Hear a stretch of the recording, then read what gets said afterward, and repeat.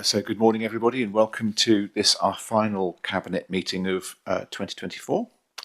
We've got apologies for absence first off, and I think we're, Cabinet are all here, but we've got apologies, I think, from a couple of our Select Committee chairs. So I know Councillor,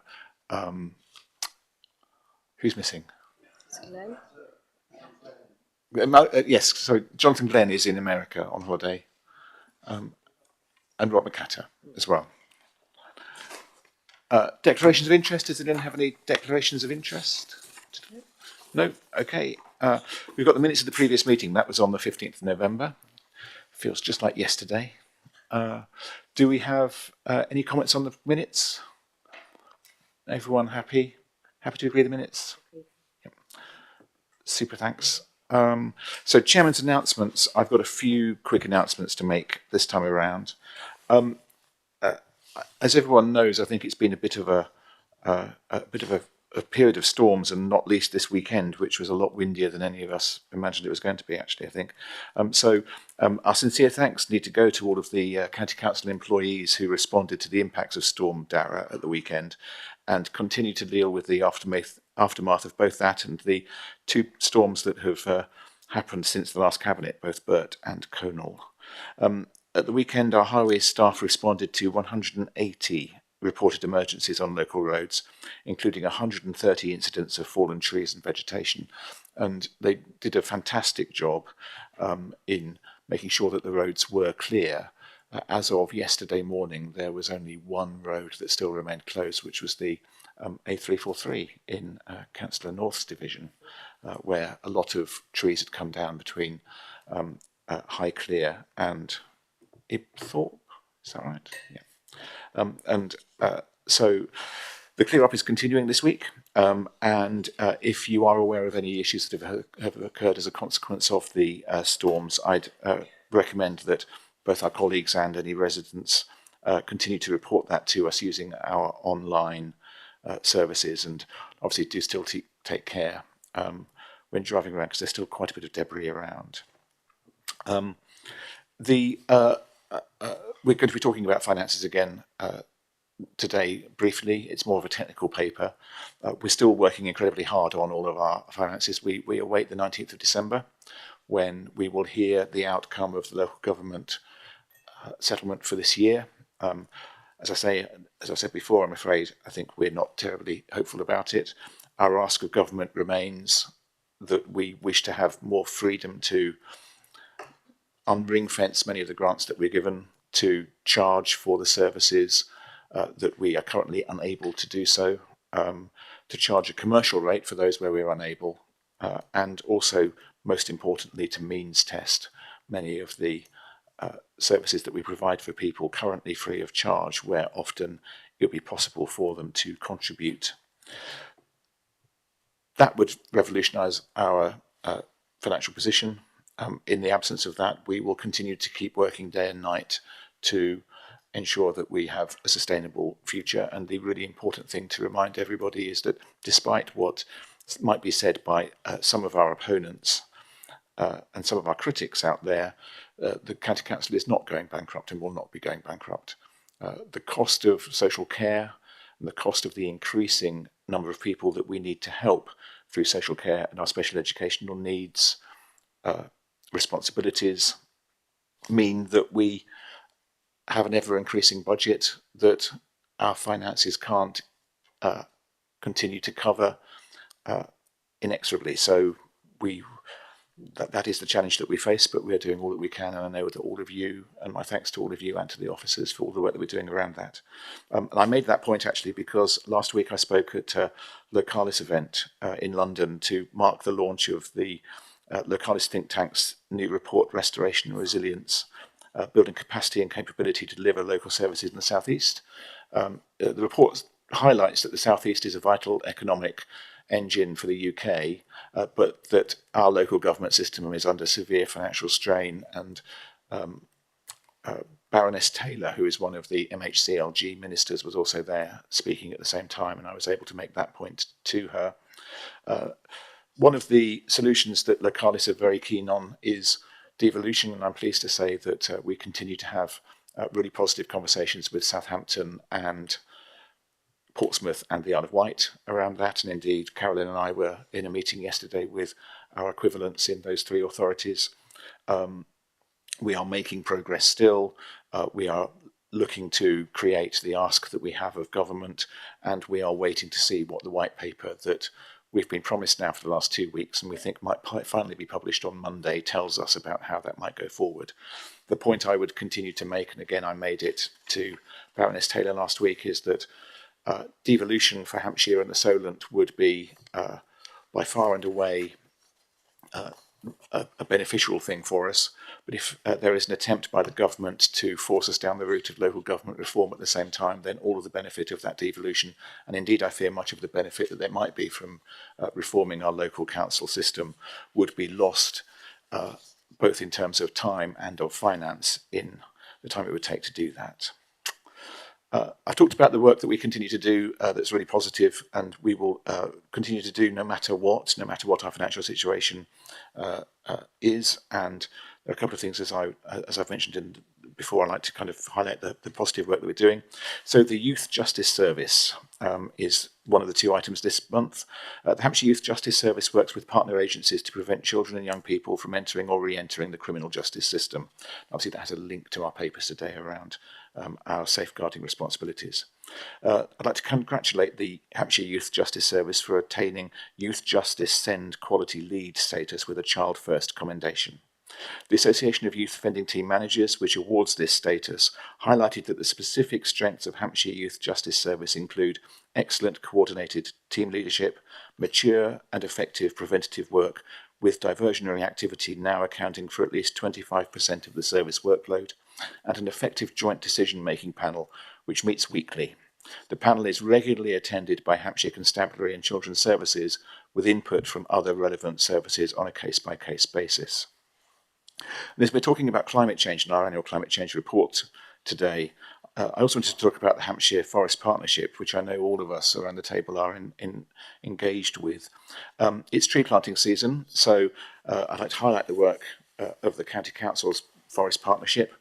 Since it launched in 2022, the Hampshire Forest Partnership has flourished. The partnership has enabled tens of thousands of trees to take root in Hampshire and furthered our ambitions to see 1 million trees planted by 2050 to help fight climate change and save wildlife and improve our health. At a time when public resources are under pressure, the Forest Partnership has secured additional funds that are creating new woodlands, mini forests, orchards and hedgerows across Hampshire, often with the help of volunteers.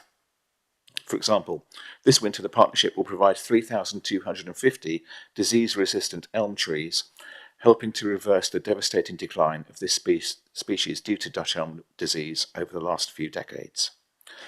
The Hampshire Forest Partnership website has more information on how residents, schools, organisations and charities can join us in our goal to boost tree numbers. Finally, some really positive news, again, around the issues that affect climate change and the environment.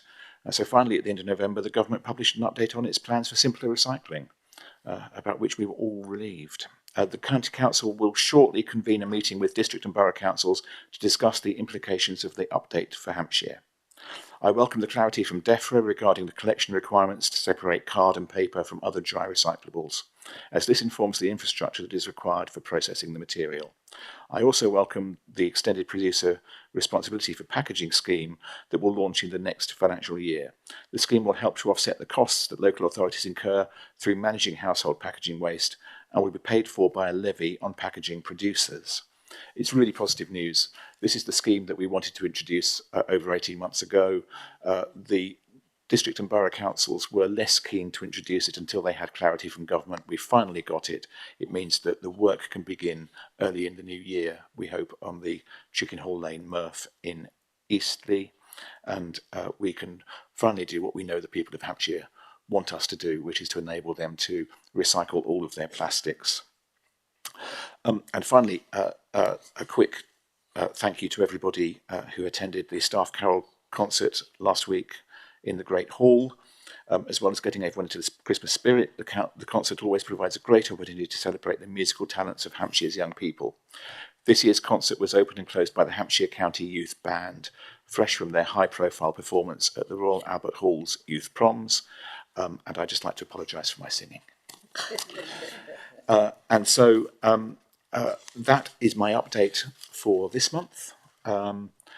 We do not have any deputations today. Marie's shaking her head, so I know that though we've got Councillor Malcolm Wallace is here and he'd like to speak on a couple of the items that we've got coming up, items 8 and 9. But before that, we've got a couple of quick items. Item 6, first off, is our budget setting and provisional cash limit for 25-26. Andy, I think, is going to come and present that to us.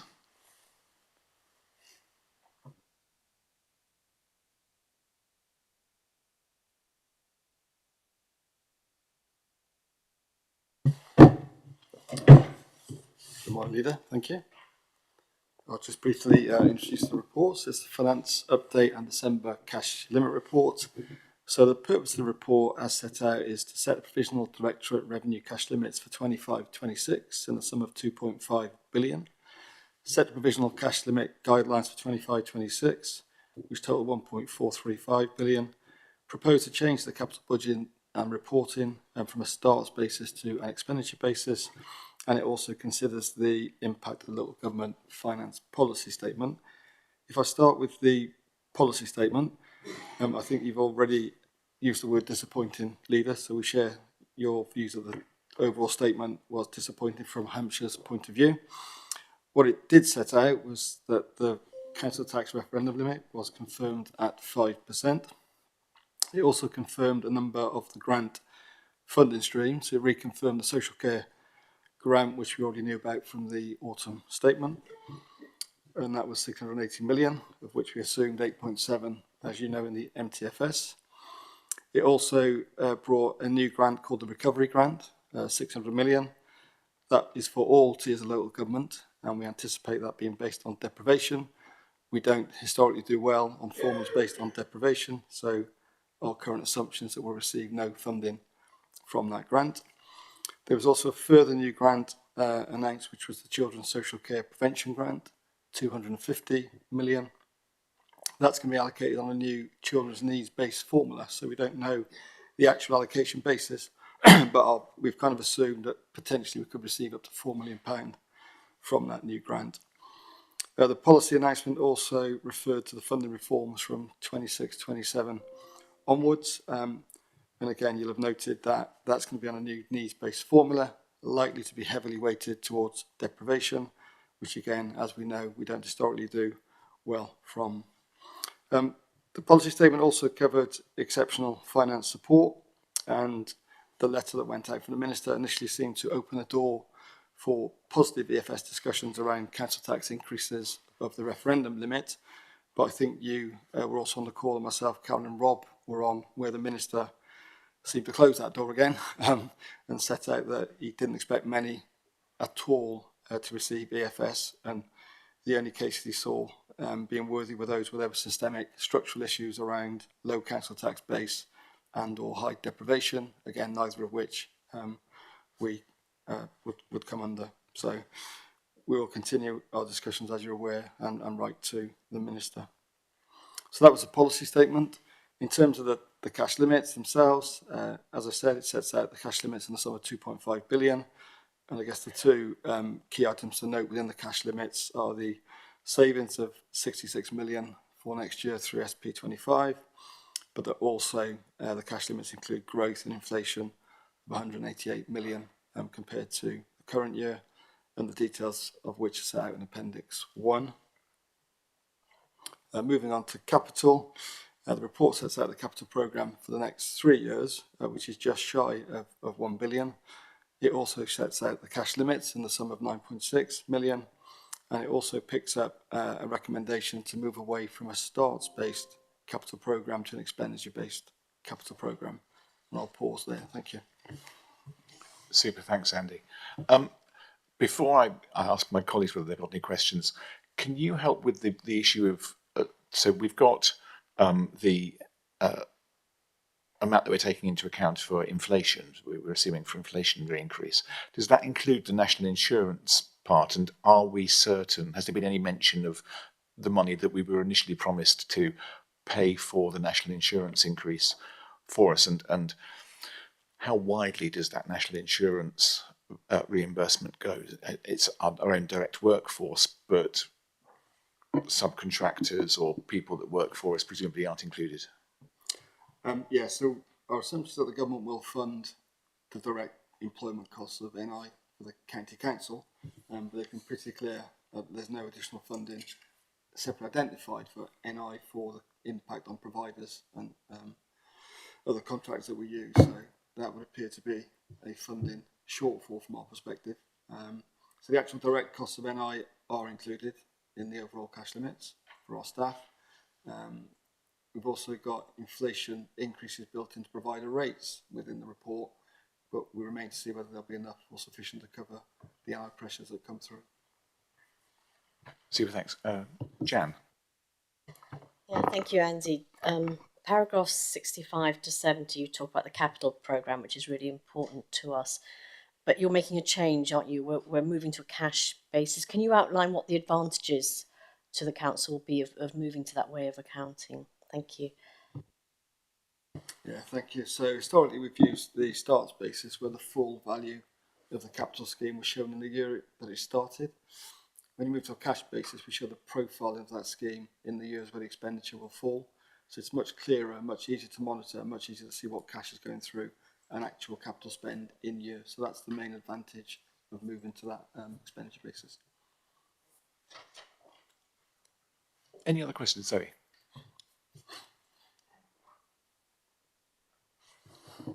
Oh, thank you, Leader. Just going back to national insurance, and you referenced there about, it's in here in paragraph 19, about having the risk of enough, that the pressures that are surrounding the impact of national insurance. So I suppose that risk, are we aware of the knock-on effect to our suppliers of the increase to national insurance and national minimum wage of their price increases? So we haven't necessarily looked at the risk and put those pressures into the budget. No, we've built an allowance for inflation in provider prices. The line will be we'll try to hold those price increases in the allowance that we've made, but clearly our providers will come forward and make a case where they believe that those increases aren't sufficient to cover the pressure. Thanks. Any other questions or comments? Everyone. I think that final point, Andy, is an important one, because I know that I was reading that ADAS, who are the industry body for the care sector, were looking at the average costs across the southeast, and they think that the combination of the increase in national insurance for employers plus the increase in the living wage results in their costs going up by between 6 and 7%. And of course, the government is saying to us that we can only increase our council tax by 5%, and even that, in reasonable terms, is much greater than the inflation rate that people are seeing. But that's the kind of impact that we're having to absorb in our costs, and why that amount of money that we talk about having to find to bridge the gap is ever increasing at the minute. So it's all the unintended consequences of the fallout from the budget at the moment. So select committee chairs, anything to add? All good? Okay, so we're asked to support the recommendations in section B, which are on pages 5 and 6, paragraphs 5 to 9. Everyone happy with that? Agreed? Yeah. Thank you very much. Thanks very much, Andy. And we move on to Hampshire Minerals and Waste Plan, our partial update. So I think that's Gary and Melissa who are going to talk to us about that.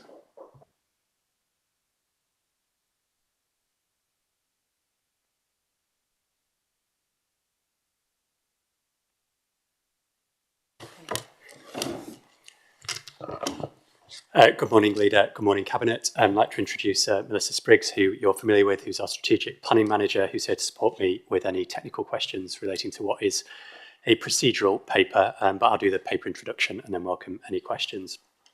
So following the Cabinet and full Council approval Earlier this year, the County Council submitted its Minerals and Waste Plan partial update to the Planning Inspectorate in July 2024. You'll see from the paper that an inspector has now been appointed and the hearings and the examination will take place in February 2025. This is therefore a procedural paper requesting delegated authority to make any arrangements that may prove necessary from the inspector's requirements during the examination, including a requirement, if necessary, to consult on any main modifications to the plan, additional or minor modifications, and associated sustainability appraisal, habitats regulation assessments, and any changes to the policy map may they arise. So Cabinet will therefore see the recommendations in paragraph 1 of the report and welcome any questions, Leader. Thank you. Super, thanks. Sorry, I'm starting, but I don't know whether Melissa, do you want to add anything to that or no? You're good. We'll ask you the questions. Questions, everybody. Anyone got any? Lulu? Yeah. Thank you, Leader. And as always, thank you, Melissa, for bringing this forward. And I'm really pleased to see that it was submitted in July, and also that we have an inspector now nominated to us. Time frame wise, do we see anything coming forward in the pre-election period, for example? And a little bit more of an explanation on flood risk as well, if possible. Sorry to put you on a specific there. Just tag that in at the end. Thank you. Thank you. On the first point, as Gary mentioned, we've got the Hearings Now programme for February. Obviously, the pre-election period starts mid-March and runs through to May. So we have indicated to the inspector that we wouldn't want to undertake any main modifications during the pre-election period. So the consultation on any main modifications is likely to start mid-May. It has to reflect the Regulation 19 consultation that you undertook, which was for 8 weeks. So that would take us through to middle of July. So we would expect, hopefully, to get an inspector's report, which will take into account the consultation around autumn next year. And in relation to flooding, we had to undertake a strategic flood risk assessment to accompany the plan that looked at each of the sites, and our flood and water management team were involved in the drafting of our flood risk policy within the plan itself. So flooding has been moved all the way through the process and has taken all the latest information into account. Thanks. Any other questions? No. Melissa, I had an email this morning from a member of the public asking a couple of questions, and one of them follows on from that main, the question about main modifications. And there was a question, because we delegate to the Director for 2050 to make any arrangements that are necessary for that, there was a question about whether Cabinet have any involvement with that. My assumption is that it wouldn't be, because if the modifications are the modifications that are suggested by the inspector, and that's something that we then need to go out and consult upon. But ultimately, the point at which democratic oversight comes back into play is through the point at which a fresh plan, taking into account any modifications upon which we've consulted, that bit's been concluded, which is exactly the part you're saying starts in mid-May. Is my assumption right about that? Yes, you're correct. So any main modifications will come up through the discussions, through the hearings that will take place next year, and the inspector will recommend modifications that are required to make the plan to deal with any legal, compliance or soundness issues. Those will then go out for consultation. He'll take those into account and write his report, which will either conclude that the plan is sound or not, subject to those modifications or not. Then I'll come back to you, hopefully about this time next year, to seek approval to adopt the plan. Super, thanks. And the second question was around the status of the Hampshire 2050 vision as being taken into account as part of the plan. That's something that's really quite separate, isn't it? It's not a statutory document that we would take into account in terms of our preparation of the plan, is it? When we were updating the vision to the current plan, we did have mind to what was coming out of the Hampshire 2050 vision and other documents critical, such as the Local Transport Plan 4. So all of that was built into our decision making when we were drafting this new vision for our plan. That's really helpful, thank you. So hopefully, the member of the public who sent me the letters, that the email will have been watching and seen that answer. But if not, we'll make sure that we go back to them this afternoon with those answers. That was really helpful. That's a way of shortcutting emails for me. It's great. Thank you. So, colleagues, any other comments or debate? Select committee chairs? No. Melissa, Gary, thank you so much. The recommendations on page 29. Are we happy to support those? Everyone in favour? Yeah. Super. Thank you so much. That's all agreed. So the item 8 is our climate change annual report. Gary's staying in place. Malcolm, do you want to come up and join in the conversation too? And Chitra's coming. Welcome, Chitra. What's best? Shall I ask you guys to introduce it and then let Malcolm say a few words, and then we can then ask any questions that we have as well? Is that the best way to do it? So over to you. Thanks, Gary. Thank you, Leader. So similar approach to last time. Welcome Chitra Nadaraja, our Head of Climate Change and Environmental Strategy, who will do a bit more introduction to kind of a lengthier report in a moment's time, but just a few words of high-level introduction from myself first. So I'd like to introduce the annual climate change report covering the period July 2023 to July 2024, which was recently subject to review by the Hampshire 2050 and Corporate Services Select Committee in October earlier this year. And you'll find in your pack a letter from the chair of the committee setting out the key points reflecting the feedback for Cabinet's consideration today. Before Chitra goes through a bit more detail in the report, I just wanted to emphasise and recognise the significant amount of cross-organisational work in delivering against our strategic framework, and that significant leadership role the County Council has in shaping Hampshire's climate change response and journey to net zero in our roles across things like transport planning, waste, public health, economic development, skills, education, and the list goes on and on. But our strategic influence across this agenda in the place of Hampshire is paramount.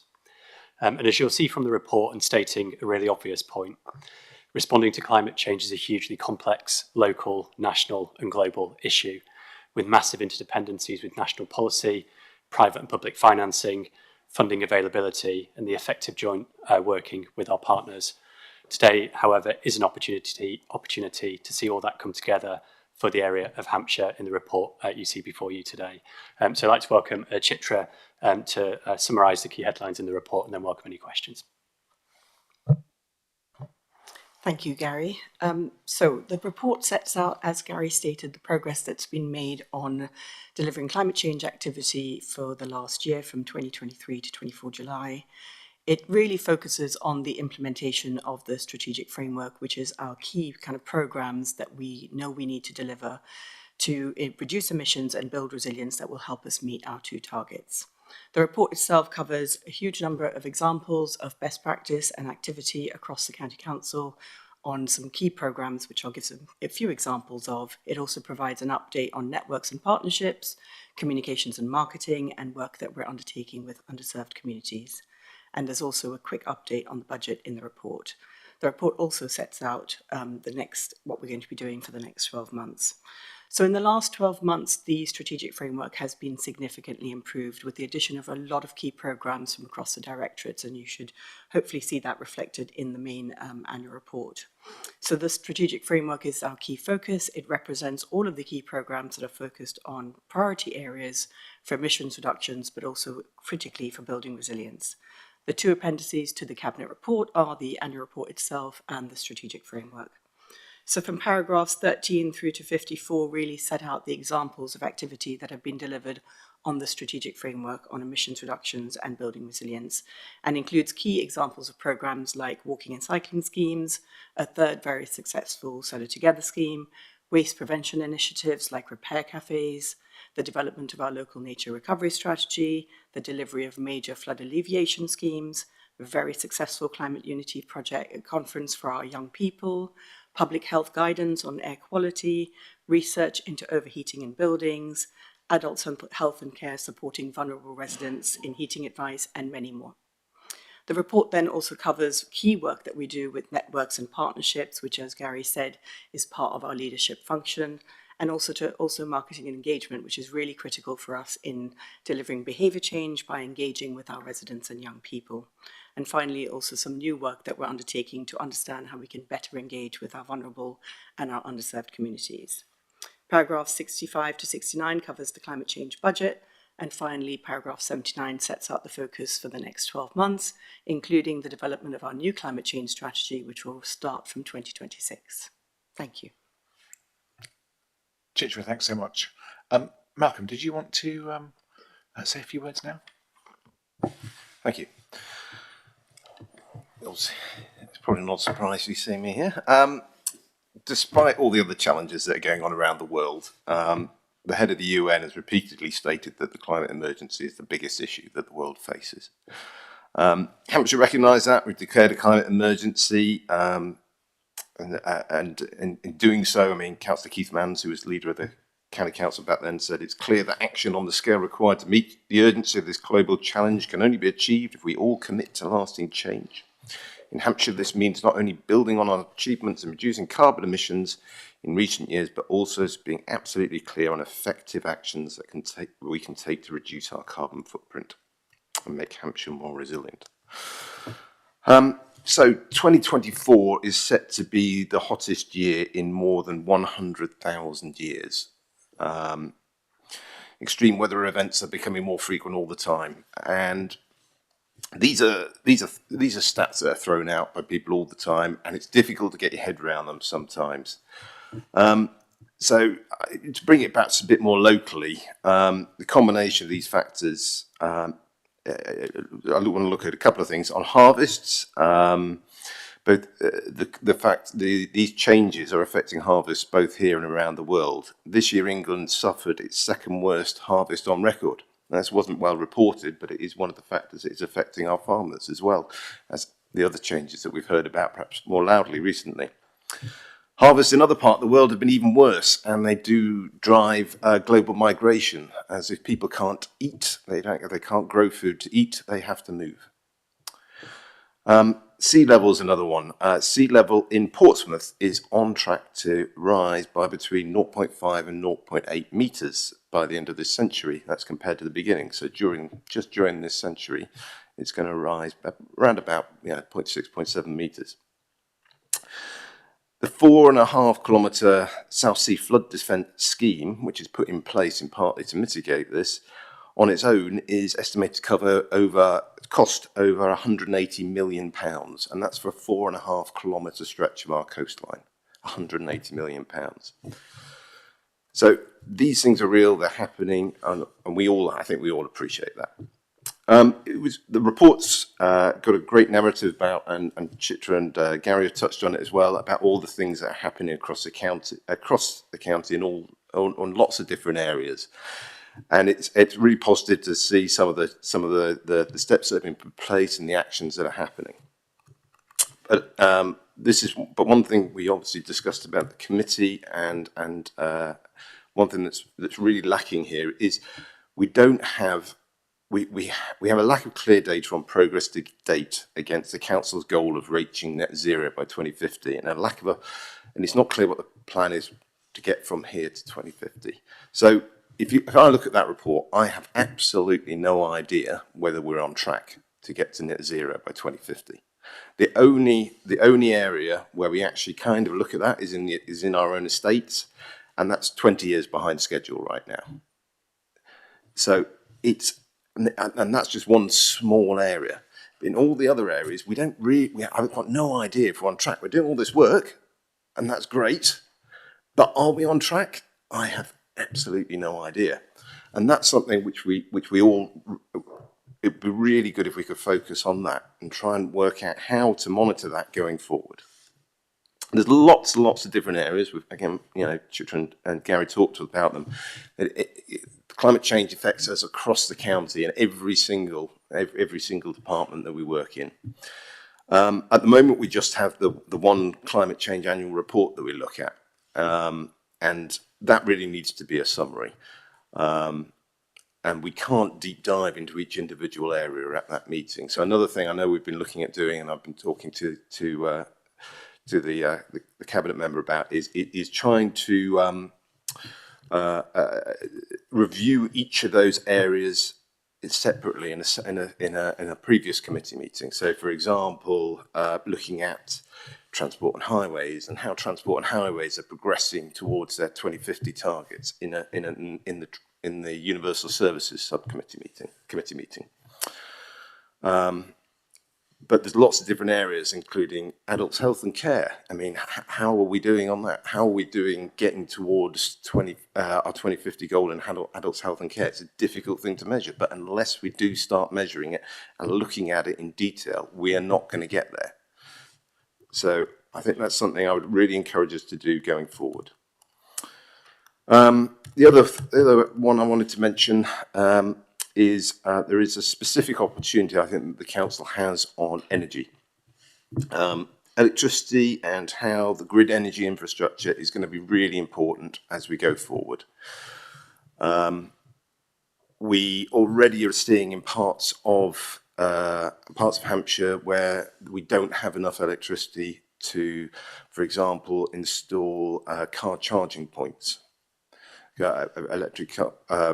charging points for electric cars, and so on. It's really important that that infrastructure gets put in place, and I think that Hampshire, the county council, has a real opportunity to have influence things and be a core for that activity going forward. It doesn't mean the council invests in it. It's not the council's money that's going to be putting that infrastructure in place, which we don't have any of, but we are the county council is the bit in the middle, and it is the opportunity to pull all these bits together. It could be done at district and borough level, but actually it would work much better if it was done at the county level. So I would encourage us to pick up an activity to really focus on there's something called local area energy plans that we can work with the electricity providers and National Grid and so on, and try and work together on putting that together so that we can put plans in place with the providers for where we need electricity, where we need more power, and how to put that in place in a timely manner. So I think that's enough. Thank you. Thanks very much, Malcolm. Now, I can answer a bit of that for you. I don't know whether Chich would like to answer a little bit of it for you, and probably Zoe can as well. So, I'll let Chich go first, and then we'll all. I think there are bits that we can say for all of it for you. So, thank you. From the monitoring perspective, yeah, that is a challenge that every single local authority in the country is facing, and every single one of us are talking about it and trying to figure out how we actually do manage to monitor our progress at a local level, because so much of the emissions and the resilience that we're trying to build is really outside of our control. So that is something that I'm involved with in various networks and partnerships that I'm working with. There are a number of projects underway at the moment trying to work through that. But it is a big challenge for us, and it is something that we need to continue to think about and improve. What I would say, though, is definitely looking at it on a service-by-service level basis is much easier to do rather than a sort of global basis. In conversations with DESNZ, they have indicated that they do not feel it's appropriate for local authorities to have carbon budgets because it is a very complex issue, and you end up with things like industry moving in and out of counties, confusing matters. So it's really complex, and we are aware of it, and we do know it's something that we need to pay attention to, and we are working with each of the kind of big service areas like transport, waste, etc., to think about how we can do that. But there needs to be consistency, so we need to be able to compare ourselves to other local authorities. In terms of the energy infrastructure, that's definitely something that featured very heavily in this annual report. It's become a very big priority for us in the last 12 months, particularly as organisations like SSCN have been kind of instructed almost to work with local authorities to think about our future energy infrastructure and how we can make sure that that works best for Hampshire, for our economy, for our underserved communities, etc. So we will be working with the Hampshire Prosperity Partnership Plan subgroup with all of our districts. Thank you. That's really helpful. Thanks. Did you want to come in? Yeah. Thank you, Leader. In the absence of the committee chair, Councillor Glenn, I'll just sort of summarise the letter, and I think much of it has been covered. But first of all, the debate that was had at committee was very much, I think, what you heard from Councillor Wallace there. It was very robust, it was very wide-reaching, and actually the committee acknowledged that climate change is cross-directorate, very wide-reaching, and even hearing from Councillor Wallace there, you know, there are some immediate ones that are very impactful to our residents today, which is obviously the rising sea levels, flood risk, food security, and energy or fuel security.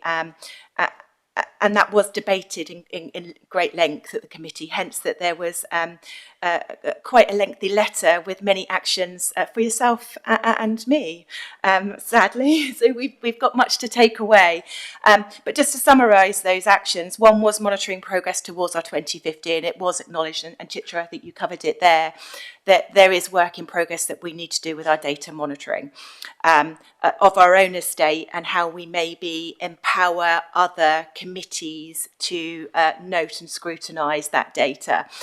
So in conversation with officers, one of the things that was noted is how can we empower other committees that may take away some of the points that are in the climate change report. So, for example, waste transport to universal services. Councillor Wallace mentioned health and social care to HASC.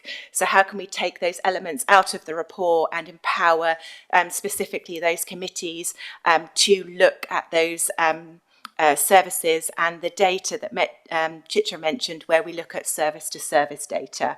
So we are looking at how we can empower committees to take that further. In the letter was mentioned about the energy and grid, and I'm not going to say too much because Chitra covered it, about how we are working with the Prosperity Partnership and utilities companies and looking at local area energy plans. And just one other thing that was also covered was how can we also embed the culture of looking at our climate change impact assessments. So how best can we look at that? And when we're looking at a climate report or the waste and minerals that we've just done, the impact assessment comes natural because we're dealing within that scope, and it's very much within our decision making. But how can we take that through and embed it more robustly across all services?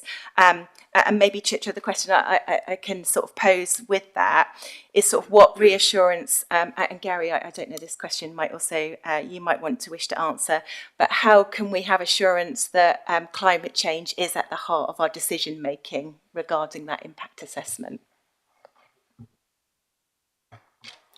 Thank you. Well, obviously we have the climate change risk assessments, which are a mandatory component of all of our key decision reports. And that's quite a significant step that we've taken to do that. And my team have made sure that we've provided a huge amount of guidance and support to officers when developing those reports. But actually, what we've also been doing is working with a lot of the directorates through the climate change group as well to make sure that officers considered it before they even start developing a project. Because when you come to the end and you're trying to write a report, that's not when you think about climate change. You need to have considered it right from the beginning. So I think for me, it's about continued engagement across the authority to make sure that that engagement is happening, that understanding is happening, that the tools are made available as widely as possible, that my team can support people to think about how to embed the thinking into projects in the early stages, and for that to be something that just becomes a natural kind of step. The challenge we've been finding is that financial constraints has been a big barrier to allowing us maybe to do some of the climate change activity. And I think officers are reluctant to say that. So what we're doing is also developing some new guidance and wording to help officers explain the analysis that they've undertaken, which may have resulted in a no, we cannot deliver the climate change options because of the cost implications, but that those workings have been done. So there is a transparency in the thinking. And I think just that step forward of really embedding climate change thinking into the project development is significant. And it does make us ask questions that we wouldn't have asked ourselves a good few years ago. And in some cases, it may be viable. So we will be continuing to work really closely through the climate change team to try and make sure that as much as possible, those tools are used. Just on resources, that also was included in the letter, Leader, that we are asking government and writing a letter to government following COP29 regarding specific resources for the council and funds to look at and support climate change strategies within the council. So that also was included in the letter. But just one final thing for me, there is much to celebrate in this report, and there is an awful lot of initiatives and programmes. Chicha, you mentioned a few like Solar Together. We also have launched the Community Flood Toolkit as well. So we are moving forward with those initiatives and there is much to celebrate. So thank you for the report, Chicha. Yeah, super. The one thing I'm just to kind of round off the response a bit to partial response that we've got for Malcolm's comments that were really helpful, to reassure you that issue of energy infrastructure and our ability to deliver sufficient electricity for all of the different things for which we need it is something that is very much on the agenda of the Partnership Prosperity Board. So our post-LEP arrangements, and that's something that's really important to business.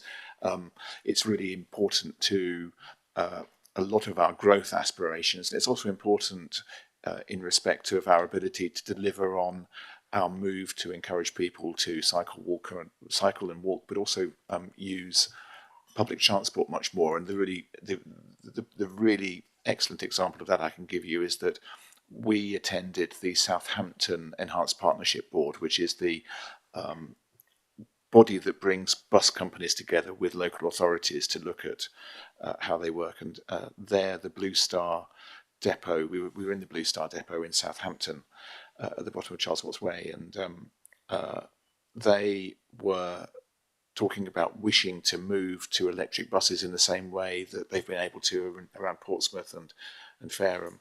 But the timetable they've been given for the installation of sufficient electricity to charge their buses from SSEN currently is 2037, and it's that really starkly shows the challenge that we have in being able to deliver that infrastructure. So that a bit later today, you will see an update on devolution coming through from me to all of our councillors to talk about that, and you will see that that is very much part of the ask around devolution, because that kind of energy infrastructure is something that absolutely is strategic and cuts across all of the different local authorities that cover the Hampshire and Solent area. And so it's a really important part of what we're looking at there as well. Any other questions? Liz and Russell.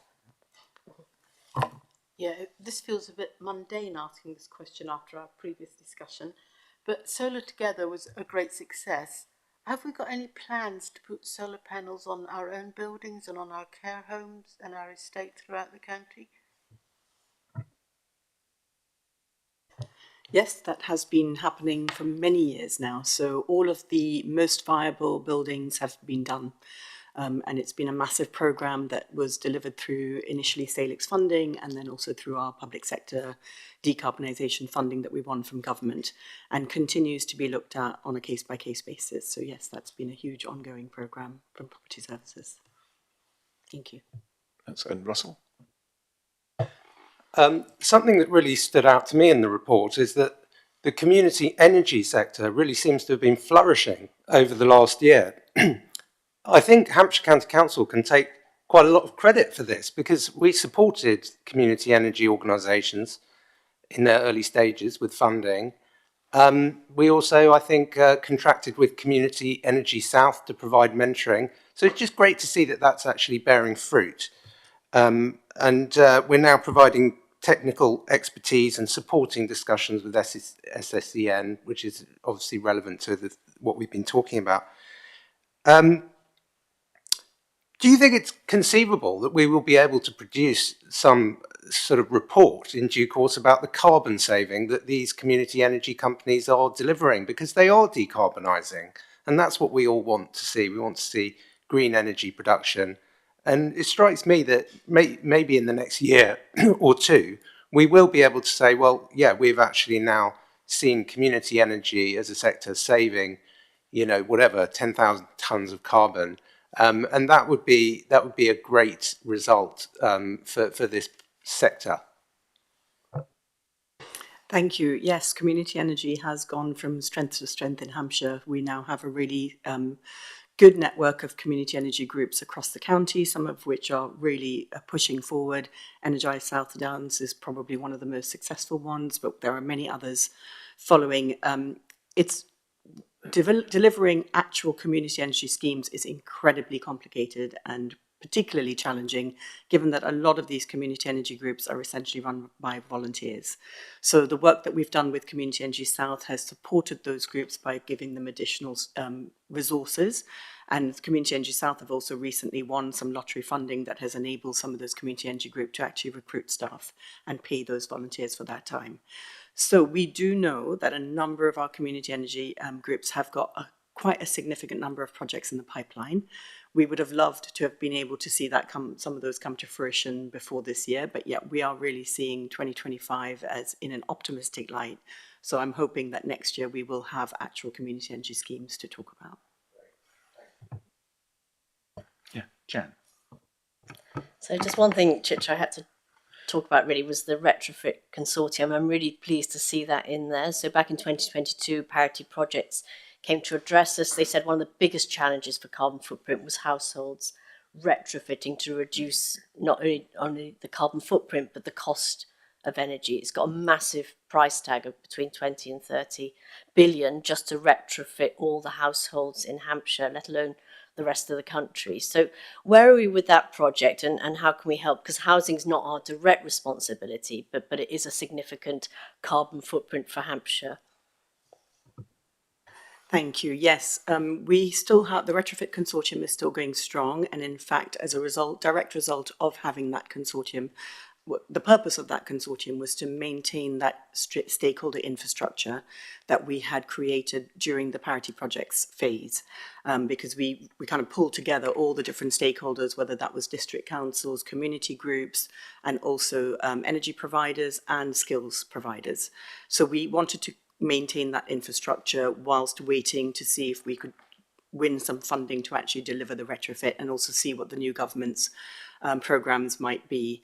So as a direct result of continuing to have that consortium, the Environment Centre has won some very significant funding from Redress, and they will now be implementing a one-stop shop for energy advice that we are working really closely with them to market and make sure that that is made aware to as many of our residents as possible. Anybody can then call up for free advice on how to basically engage on retrofit.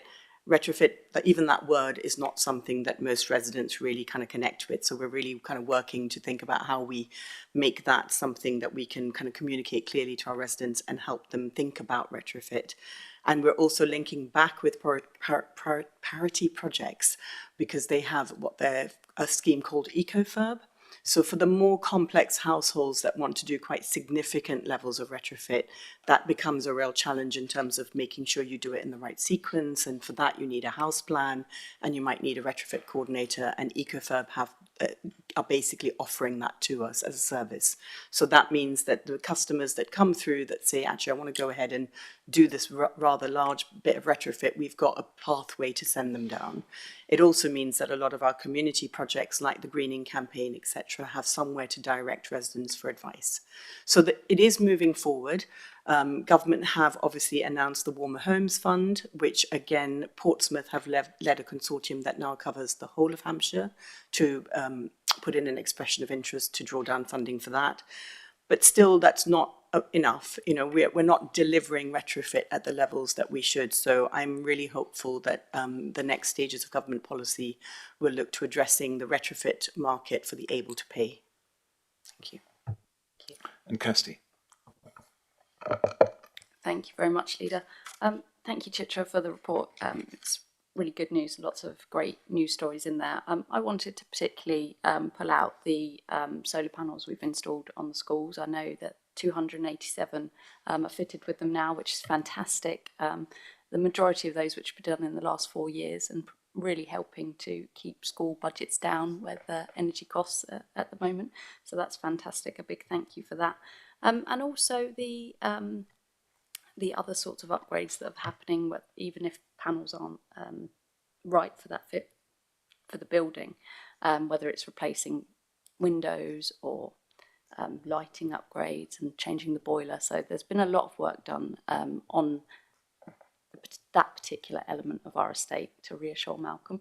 I just wanted to highlight the visit Cabinet had to the University of Southampton earlier this year, where we looked at the work that they can do to map estates and check whether our buildings could have panels, and the mapping that they have. And I don't know whether you have an update on that, Chitra, but it was just really brilliant to see another way of working and how we could enhance our work with our civic partners to look at mapping our estate and how we could take that forward in the future to continue to address our building and keeping our energy costs down.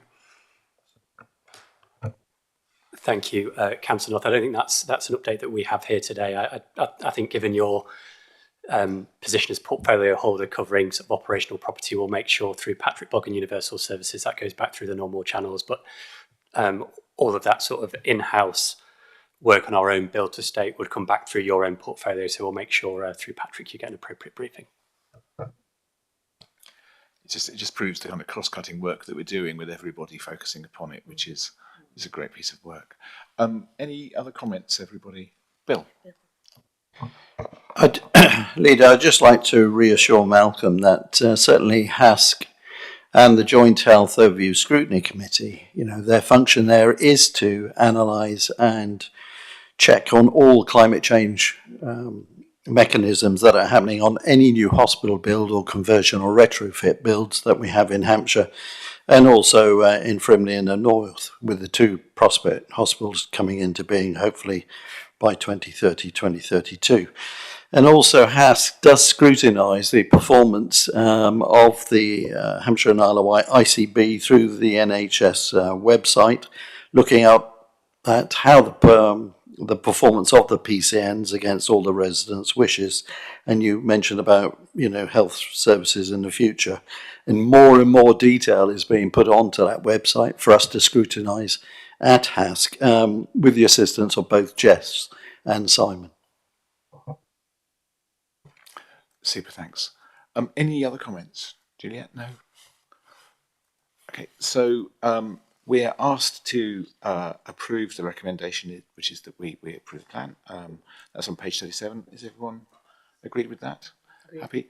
Chitra, thank you so much for all your hard work. I know that you do a fantastic piece of work all around this, and we're really grateful to all that you do. So, thank you. I think, and Gary as well, of course. I think we're now moving on to the air quality improvement and ministerial directions. So,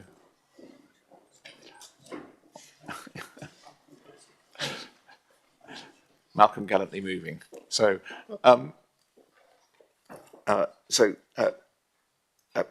Gary and Hayley and Simon, welcome. Thank you. It's the third one under my directorate this morning, but welcome to Simon as our Director of Public Health, recognising the cross-cutting nature of air quality and emissions in terms of public health dimension.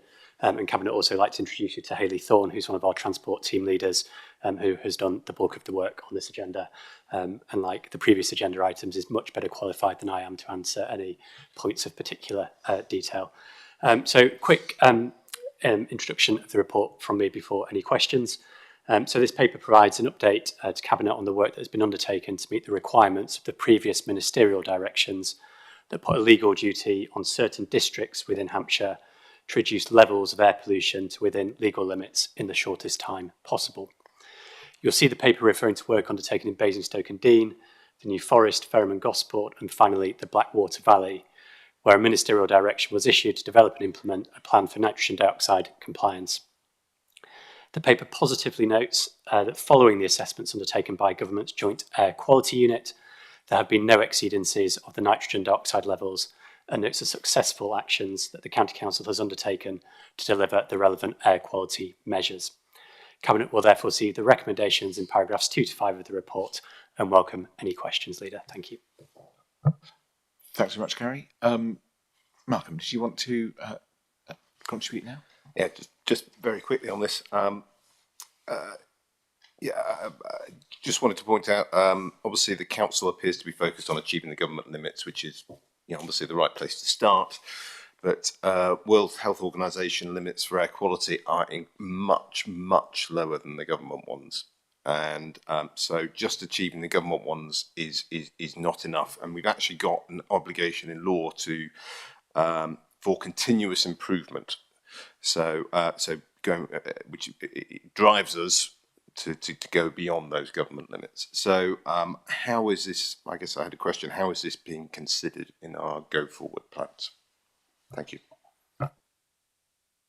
I'll let Simon answer from a public health perspective, and I'll sort of come back in terms of, as you'll probably imagine, Councillor Wallace, around LTP4 and our kind of wider drive around transport infrastructure. But over to Simon first from a public health perspective. You're right about the air quality levels, and the public health duty is about improving health due to air quality. So that's why we are inputting and supporting and have a duty to link with the district. So understand that. And I know the Department of Health is also looking at this. So you're right, the World Health Organization has identified the health implications of different levels, and we're working to understand that and how we can improve air quality in general, regardless of the standards, because actually that's the impact on health, and that's our duty to do that. Thank you. And just for kind of that rounded completeness, I mean, Councillor Wallace and Cabinet, you'll be very aware of the ambitions within LTP4, which is obviously has a number of outcomes. So it is not a transport strategy. It's a strategy around economic development. It's a strategy around living our lives more healthily. It's a strategy around more active and prosperous travel. So embedded within the principles of LTP4 is not just about a decarbonisation and net zero ambition. At the heart of LTP4 is the drive to healthier communities.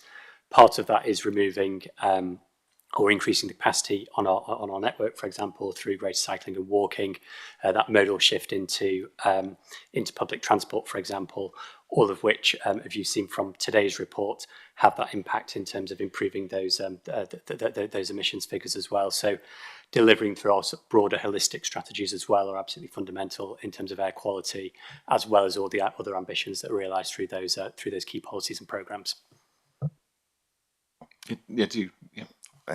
Thank you for those responses. You probably know this already, but obviously, whereas some of the air quality pollution that we measure is driven very much by traffic, others are not. PM 2.5, PM10, PM 2.5 are, whilst traffic is a contribution to those, there are other factors such as burning fires and so on. So do we have a wider, I mean, the LTP4, it covers a kind of traffic aspect, but are the wider issues being considered? So as we work with our districts who are developing their local air quality plans, we're considering all aspects of air quality, not just transport, but obviously transport is really pertinent here. Russell. I've got a couple of questions. I'll just ask them one at a time. Can I firstly ask about JACU, which I believe stands for Joint Air Quality Unit? I don't know a lot about JACU. I don't know which department it sits between in government. Maybe you could tell us, but could you just explain, does that body fund all of our air quality activity, or are there other costs to the county council that arise from this work? Yeah, I'll just take the bit on JACU. So they were a new body set up when these ministerial directions were issued by central government. So they're a combination of the Department for Transport and Department for Environment and Rural Affairs. And I'll hand to Simon about the funding, if that's okay. In terms of the duties, it's about our public health duty, which we deliver through our specialised staff and working with the district. So it's not about a burden of funding on the council, it's working with our colleagues to think about ways we can improve air quality, as we just heard from Gary and others. Okay, thank you. That's helpful to know. My second question is just about health inequalities. As Director of Public Health, Simon, are you concerned that air quality may contribute to health inequalities? Because some of the areas where we have poor air quality also do have some poor health outcomes and a low level of walking and cycling generally. Is health inequalities a concern when we think about air quality? One of my duties as Director of Health is to tackle health inequality. So wherever there is a health inequality, we are concerned and we look at how we can target, support and enable those areas to improve their air quality, because you say there is an inequality in that aspect. So how do we enable those people who haven't got as good access to air quality to improve that? And that's the kind of work we're doing with our colleagues at a local level. Super, thanks. Any other questions or comments, everybody? Ros and then Bill. Thank you, Leader. Just to say, I really welcome this report today, in particular the area that I represent, which is the Blackwater Valley Road, and I think it's a really good positive story for that local area, and just thank you for the ongoing work that you've done on this, really. Thanks. And Bill? Just to let Malcolm know, the new A&E centre at Portsmouth Hospital recycles independently or jointly all the departments there now 6 times an hour. So as part of the new construction and criteria for new hospitals, it is perfect air in that sense. Thanks. So any other comment? Joey? Sorry, Zoe. Again, so my division is Gosport, and obviously Gosport's mentioned in here with Fareham, but my first point is that it just goes to prove how cross-cutting and working cross directorates is happening, so 2050 or climate change and public health. And although not directly linked to air quality, obviously, that is the whole reason the 2050 partnership is looking at the year of health and well-being, is that cross-cutting. And we've mentioned, and we shouldn't necessarily, skip over the small little initiatives and the projects that happen, whether or not that's from the market route mapping for walking and cycling, which actually has improved accessibility in Gosport across to Fareham. So we are now seeing public transport use go up, and our buses, which are nearly 100% zero emissions. So some really positive steps, and each one of these initiatives contributed to that, including the tree planting on Stubberton Bypass. And they're small little steps that improve, and they made significant difference, I know, regarding health and well-being and air quality across Gosport and Fareham. Thanks very much. That feeds back into that piece about deprivation and the link with health inequality as well. Absolutely with that area. Any other comments, colleagues? So we are asked to approve the recommendations. They are in paragraphs 2 to 5 on page 115. Are we all in agreement with those? Yeah. Thank you. All of you, thank you so much. Simon, Gary, Hayley, Malcolm, thank you for your contribution. So we're moving on to the safeguarding reports. The first one is the annual safeguarding report from Children's Services. So welcome to Stuart. Yes, good morning, Leader. Good morning, Cabinet. The annual safeguarding report are now a regular feature at Cabinet for the last 3 years, and Steph is going to walk us through the highlights. Thank you. So I should said welcome, Steph, as well. Thank you. Good morning, Leader. Good morning, Cabinet. Very similar to last year, so I am just going to pull out the key points. The first being that I sat here this time last year awaiting with bated breath our fully graded, long overdue inspection of Children's Services, and delighted to sit here this year and say that in June we had the call and we had our inspection and have maintained our outstanding grading, of which I know we all collectively are very proud of. Pages 128 to 132 in the report detail why I think that we maintained that outstanding grading, and that evidence is that our performance remains very strong in all of our key performance indicators, particularly those that evidence how we safeguard children. whilst at a time that demand continues to be high and increasing. Page 133 talks to the fact that we have an increasing number of separated children, so unaccompanied asylum-seeking children, and Cabinet will be aware that this is a cohort of children that is creating a significant pressure on our budget due to the placement costs, the staffing costs, and the fact that we receive these children by 3 routes, of which it is the right thing to do, and they are ever increasing. Page 134 talks to recruitment and retention in children's social care, and we are starting to see some really positive changes in this area. Cabinet will be aware that there is an ongoing national crisis in the recruitment of social care practitioners and qualified social workers, and we're delighted to say that our turnover is going in the right direction and is now reducing, and is currently sat at just short of 16%, having been 20% in July of last year. And page 136, just to say that we continue to respond to the reforms in relation to our development of our operating model and our localised services through family help. Thank you. Steph, thanks so much. Any questions or comments? Kirsty. Thank you, Stuart. Thank you, Steph. And we are all very, very proud of the outstanding rating. You mentioned it there about our brilliant news that turnover is reducing for us, for our qualified social workers. So what are we doing differently to that other authorities aren't doing to keep them? Thank you. So we continue to provide a lot of support to our social workers in terms of their continuous professional development.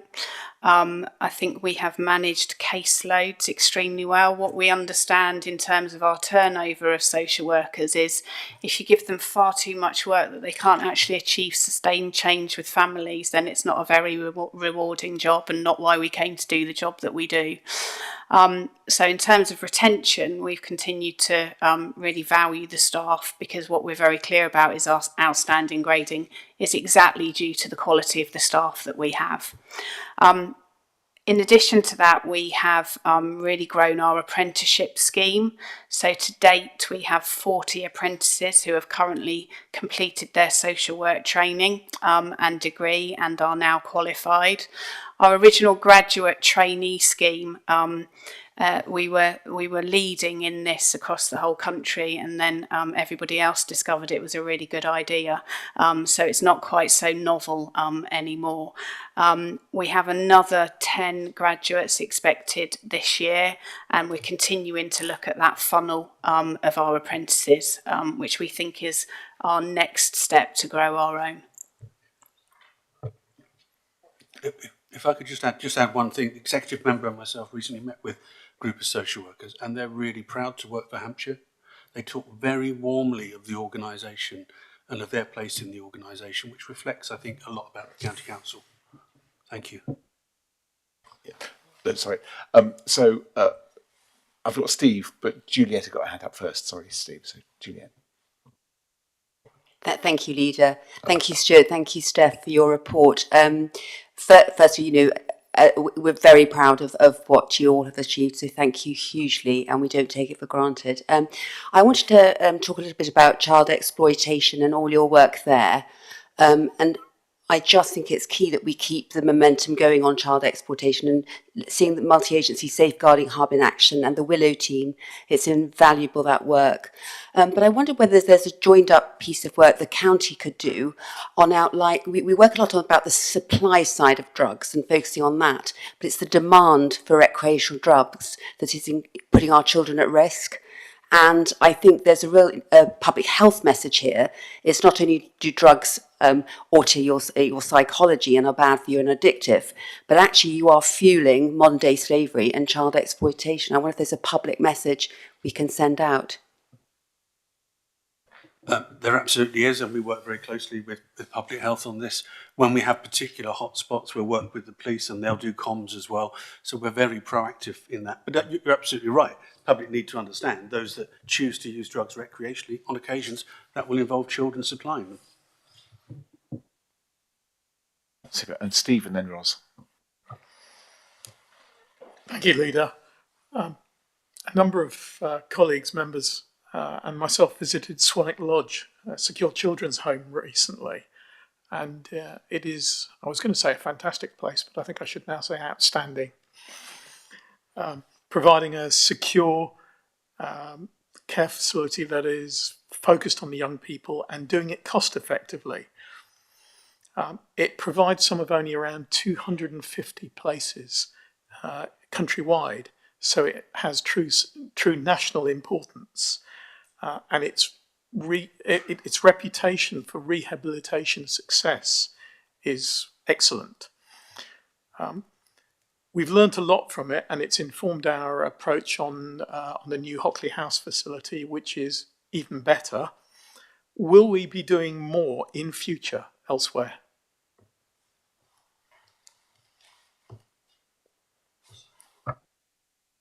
In terms of the Hockley House, I think what I've spoken to the Department for Education about is actually an evaluation.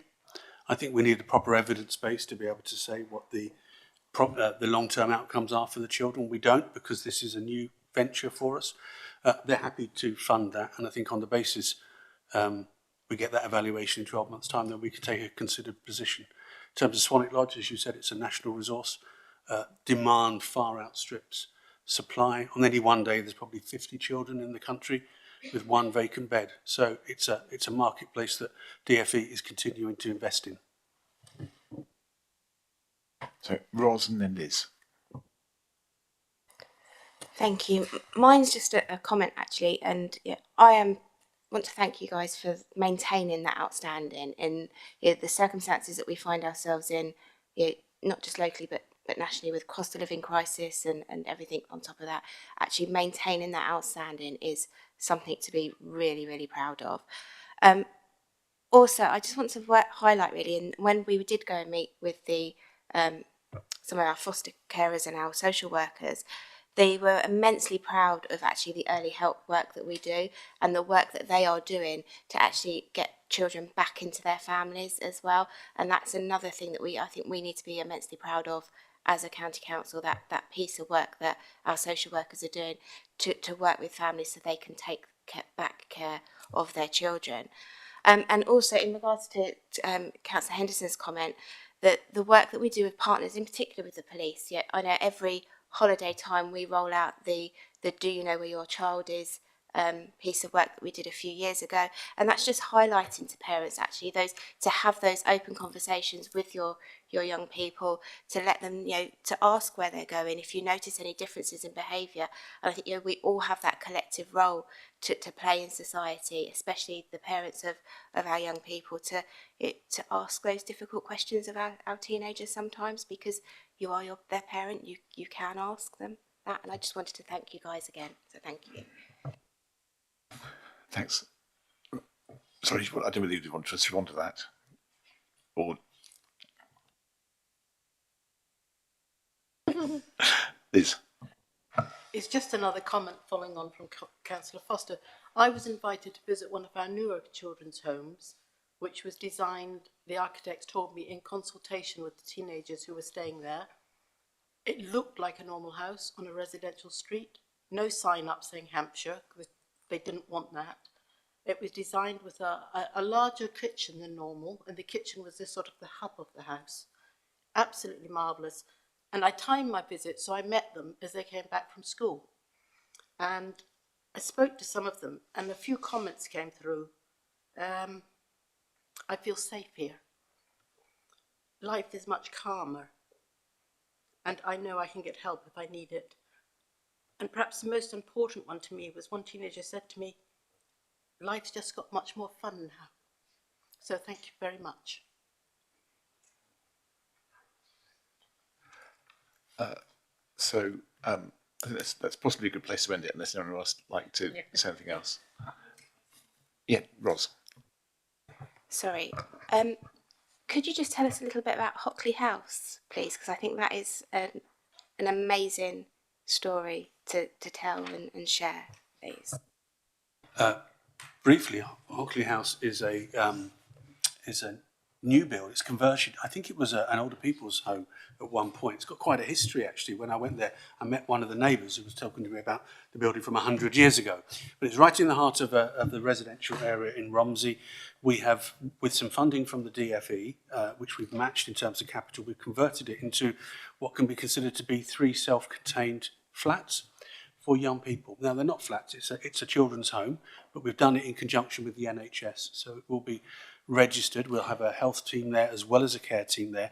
Each of those 3 bedrooms can then be, should we say, separated so that young people in deep crisis, and these are the children that will end up costing local authorities hundreds of thousands of pounds a year when they go into crisis because there's no resource out there for them. Hockley House is intended for those children. 3 bedded is not very much, but those children will have a very intense wraparound service, which actually you can't get anywhere, and that's what they desperately need.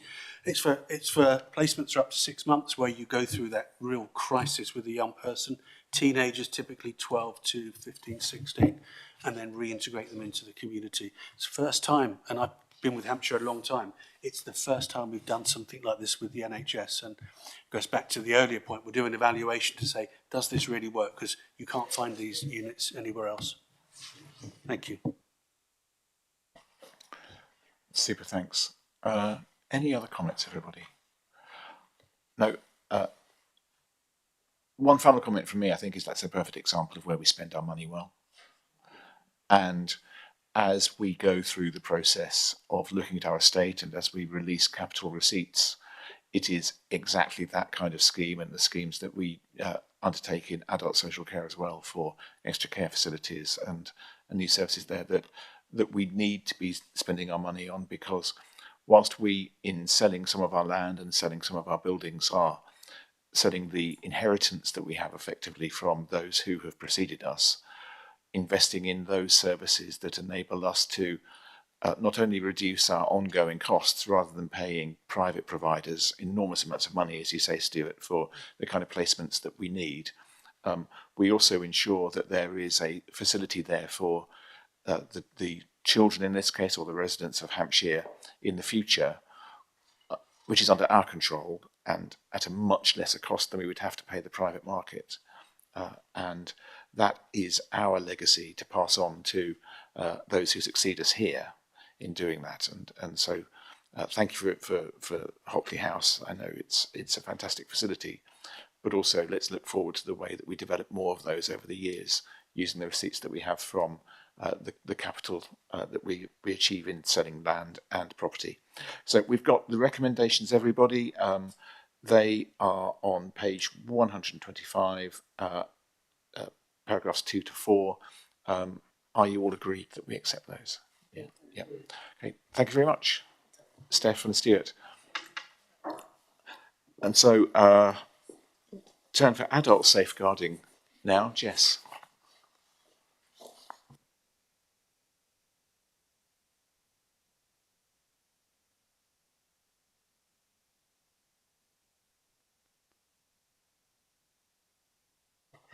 Thank you, Leader. So this is the annual Safeguarding Adults report, providing an overview of adult safeguarding, an important statutory responsibility of the Council. And I would ask members to note the positive progress and strong performance of the Directorate to keep adults at risk safe from abuse and neglect, whilst noting the continued pressures. As well as the contribution of Hampshire Safeguarding Adults Board, which is a multi-agency network, and I would point members towards the Hampshire Safeguarding Adults Board annual report referred to in paragraph 64. As well as citing the work of the provider quality team, we have approximately 36,000 social care staff working across Hampshire, and that small team is very important in supporting the quality of the social care market. There has been an extensive programme of safeguarding improvement which has served to ensure that Section 42 inquiry rates benchmark positively with other similar local authorities, as shown in paragraph 24. There has been further development of the senior social work role and safeguarding audit tools. very effective actions have been implemented in response to safeguarding adults reviews. So the learning from those safeguarding adults reviews. And they include supporting staff with risk assessment and escalation frameworks, the Enhanced Support Work project, which is about the voluntary sector supporting people who are at risk of self-neglect and hoarding, with excellent outcomes, and improving safeguarding recording through the use of a new care director recording system. The government continues to delay the implementation of liberty protection safeguarding frameworks, and so we continue to operate the deprivation of liberty safeguards with a large waiting list remaining, and this remains a national issue and is referred to as DOLS. The Client Affairs Service continue to provide for 800 clients, really vital service, and we continue to raise awareness of modern slavery and domestic abuse. The Directorate continue to await the Care Quality Commission local authority assessment, of which safeguarding will be a feature. This subject is covered by a separate item. And work of the Adults Health and Care Provider Quality Team remains important, especially when there are delays in CQC provider inspection. And there's been some discussion around that nationally recently. There have been, in the last year, 11 provider closures, which is a very small proportion given the size of the social care market in Hampshire. And 12 providers have had UK visa and immigration enforcement action taken, where we have put robust mitigation in place to make sure service users are supported to transition to alternative services. The multi-agency safeguarding hub is facing some challenges due to the volume of concerns. It's an area that we are paying close attention to, both internally and with partners. For example, working with the South Central Ambulance Service to reduce the number of inappropriate safeguarding concerns raised. Paragraph 72 outlines all of the continuous improvement work planned on safeguarding over the next year. And so, in summary, the report, I believe, demonstrates strong performance and commitment on its safeguarding responsibilities despite continued pressures. Thank you. Jess, thank you so much. Ros. Thank you, Leader. Thank you, Jess, for the report today. I'm just wondering, where do we stand in regard to the quality and stability of the care market at the moment, please? Thank you. I think when you take into account the size of the social care market, we've had relatively little movement in the last year. So talking about single figures, both relating to residential care and also domiciliary care, where people have decided to move on from the market. And that's been for a range of issues. I think there are new challenges ahead with some of the changes that have been brought into play with regard to the budget and national insurance contributions and those types of things, because one of the things that providers need to take into account, of course, is finance. However, we have got a really good relationship from a commissioning perspective with those providers, and I think we're moving forward really positively with regard to that work. Thanks. Any other questions or comments? Jan. Yeah, thank you so much, Jess. I was just really pleased to see paragraph 41, the Help to Live at Home framework. Presumably that benefits not only us and carers, but also families and people who are able to continue to live at home rather than become institutionalised. I just wondered if you'd like to comment on that.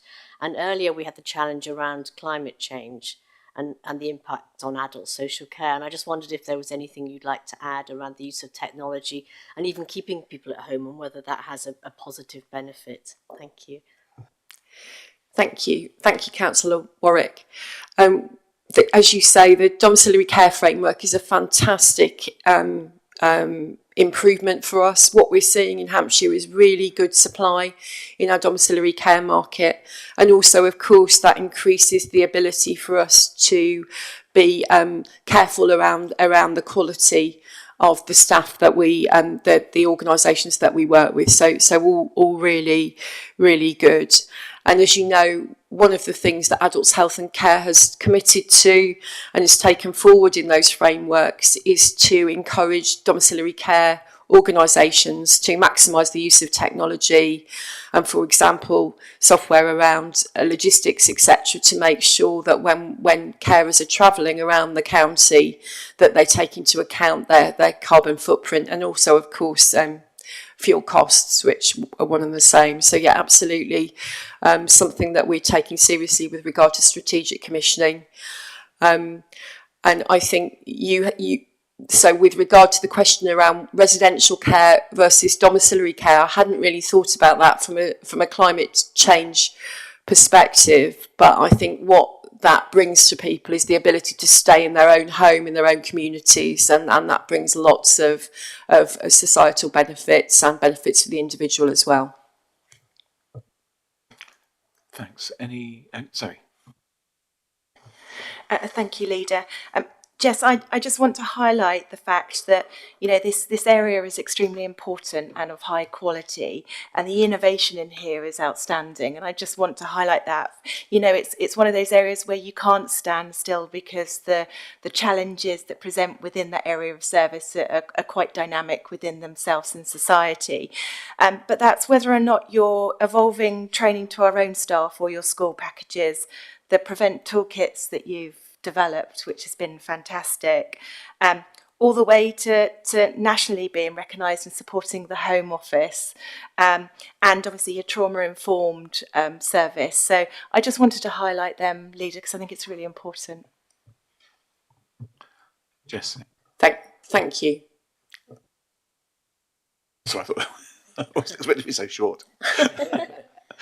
Any other comments, everybody? Bill, did you want to add anything? No, Leader, all I'd like to say is the tremendous work that is done by our staff out in the community. And in fact, I was chatting to 2 people in the last week who've got care at home, and they're really chuffed with the standard of staff we have and the work they do and the adjustments they have to make when they take on the job, because everybody has their own way of putting things in the cupboard and, you know, putting things away, and they have to adapt very quickly to how that individual works, and all credit to them. You know, we get praise and no critics.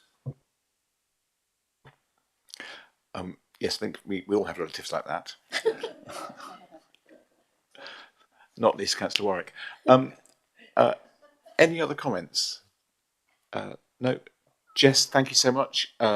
So we're asked to look at the recommendations that are on page 143. They're in paragraphs 2 to 5. Are we all agreed that we're happy to accept those? Jess, thank you so much for all your work on that, as always. So we move on to the annual Prevent report, which is also you. Thank you. So yes, this is the annual Prevent report, and I would ask members to note this important duty under the Counter-Terrorism and Security Act of 2015 and the Counter-Terrorism and Border Act 2019. Apologies. We're required under our Prevent duties to identify individuals at risk of radicalisation and to address the nature of those risks and develop appropriate support around the individual concerned. As members know, the UK threat level remains at substantial, and the Council continues to have robust external and internal arrangements in place. With the Hampshire Prevent Partnership Board having been evaluated by the Home Office's Office for Homeland Security recently and having been judged to meet expectations, which is a real achievement. Each year, the Counter-Terrorism Police produce the Counter-Terrorism Local Profile, looking back over the last 12 months. And this report highlighted that in Hampshire, legal and peaceful protests were hijacked by other organisations and groups. Sometimes those groups operated outside of Hampshire, but the influence was felt in Hampshire. And we have continued to see those seeking refuge, escaping war or seeking asylum, sometimes targeted by such groups. And of course, this is overlaid by the national context, so we're no different really with to lots of other parts of the UK, with civil unrest in July and August and the impact of social media and the impact of the tragedy in Stockport. There's also been an increase in the support for schools, particularly in light of the Israel-Palestine conflict. And there's also been a focus in Hampshire on learning from the Jaswant Chali case in 2023. In February 2024, a 16-year-old on the Isle of Wight was sentenced for planning a terrorist attack and other offences. So there are incidents in Hampshire that we need to pay attention to and we continue to learn from. And there is close work with the Community Safety Network, who you will be hearing about in a subsequent report. The Prevent team itself only comprises of 2.8 FTE, and the County Council's Prevent Delivery Group includes senior representation from each County Council Directorate and focuses upon strengthening our organisational approach to Prevent, and that team oversee that work. They also oversee the Hampshire Prevention Partnership Board, which meets to provide oversight across agencies, including counter-terrorism police, the Home Office and Children's Services, and is really well attended. A channel panel is held monthly to respond to the individuals at risk of radicalisation. The complexity of those individuals and the changing threat picture continues to increase the workload of the Prevent team and also social work teams. And in summary, the County Council continues to deliver on Prevent and channel duties despite the increasingly complex and challenging environment. Thank you. Jess, thanks so much. So, colleagues, any comments or questions? No? So we are asked to look at the recommendation, which is on page 163, paragraphs 2 and 3. Are we happy to confirm the Prevent report and accept that? Thank you so much, Jess. Thanks so much. That's that. And our final item this morning is the Community Safety Strategy Group that Jess, to which Jess just referred. And Simon again.